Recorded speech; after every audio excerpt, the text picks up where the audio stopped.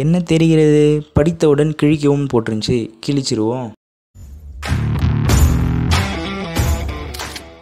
Hello guys, சில பல transfer news பார்த்துட்டு நம்ம சென்னை நியூஸோட சம்பவ கிளப்பை பற்றி டீட்டெயிலாக பார்க்கலாம். ஸோ ட்ரான்ஸ்ஃபர் நியூஸில் இனிஷியலாக என்ன பார்க்க போகிறோம்னா, நம்ம ஆல்ரெடி அப்டேட் பண்ணிட்டு இருப்போம். ஸோ நோரோ மகேஷாக இருக்கட்டும், அன்வர் அலியாக இருக்கட்டும், அப்கமிங் மேட்ச்சில் அவைலபிளாக இருப்பாங்க. அந்தளவுக்கு பெரிய விதமாக இன்ஜுரி இல்லைன்னு.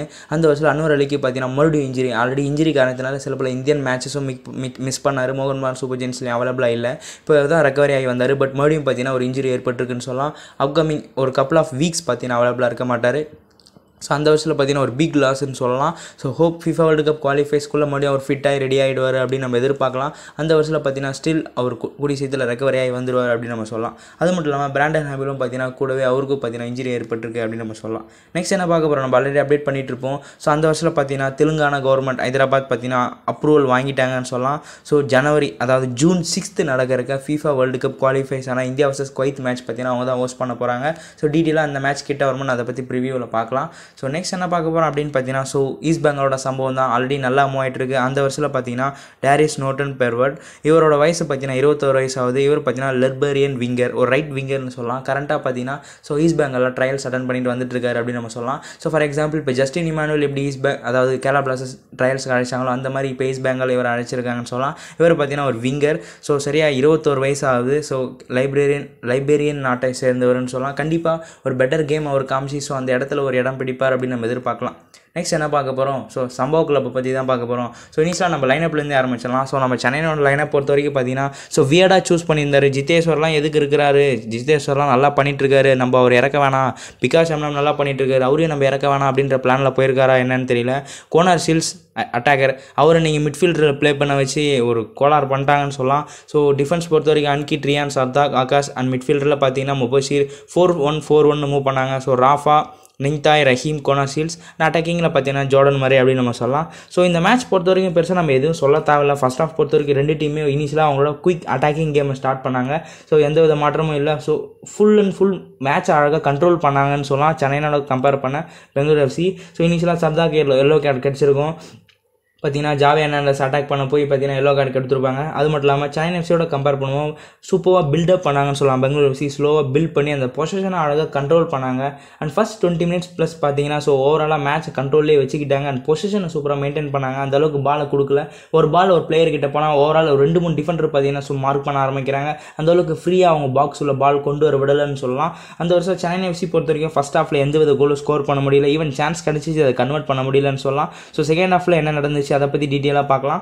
ஸோ செகண்ட் ஹாஃப் பொறுத்த வரைக்கும் பார்த்தீங்கன்னா ஸோ சென்னை எஃப்சிக்கு ஒரு நல்ல ஸ்டார்ட். இனிஷியலாகவே ஈவன் கோல் ஸ்கோர் பண்ணவும் அதிக சான்ஸ் இருந்துச்சு, பட் கோல் ஸ்கோர் பண்ண முடியலன்னு சொல்லலாம். ஸோ ராஃபா சூப்பர் பாஸ் கொடுத்துட்டு வராரு, பட் அங்கே ஃபினிஷர்ஸ் இல்லாததுனால ரொம்ப கஷ்டப்பட்டுட்டு வரும். சூப்பர் பாஸ் கோனார் ஷீல்ஸ்க்கு கொடுத்துருப்பாரு, பட் அங்கே கோனார் அதை மிஸ் பண்ணிட்டு இருப்பார், ராக்கெட் விட்டுட்டு இருப்பாரு. பட் அவர் அதை கன்வெர்ட் பண்ணிட்டு தான் ரொம்ப பெட்டராக இருந்திருக்குன்னு சொல்லலாம். அதுக்கப்புறம் அவன் கையில் சப்ஸ்டியூட் தான் நிகழ்த்தினார். முபஷீர் ரொம்ப நல்லா பண்ணிட்டு வந்தார். ஈவன் அவங்க ஃபர்ஸ்ட் ஹாஃப்லேயே 2-3 கோல் ஸ்கோர் பண்ணியிருப்பாங்க. அந்த அளவுக்கு பார்த்தீங்கன்னா டிஃபென்சிவ் மிட்ஃபீல்டராக அவ்வளோ ரோலை சூப்பராக பண்ணிட்டு வந்தாருன்னு சொல்லலாம். ஸோ ஆயுஷ் அதிகாரி உள்ள கொண்டு வந்து முபஷீர் ரஹ்மானை வெளியே தள்ளிட்டார் அப்படின்னு நம்ம சொல்லலாம். ஸோ ஃபைனலாக 62nd மினிட் பார்த்தீங்கன்னா ரியான் வில்லியம்ஸ் சூப்பர் கோல்னு சொல்லலாம். ஸோ கிட்டத்தட்ட சென்னை எஃப்சி ஒரு கோல் ஸ்கோர் பண்ணல, அண்ட் பெங்களூர் எஃப்சி ஒரு கோல் ஸ்கோர் பண்ணி அந்த மொமெண்டம் 62nd மினிட் பார்த்தீங்கன்னா லீடில் வந்தாங்கன்னு சொல்லலாம். சூப்பர் கோல்.